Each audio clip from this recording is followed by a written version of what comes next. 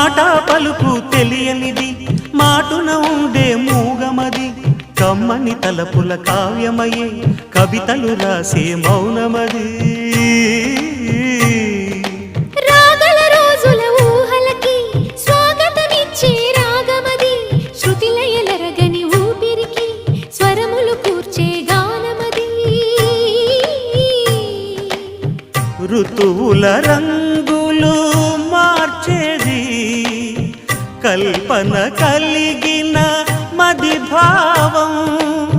బ్రతుకును పాటగా మలిచేది మనసున కదిలిన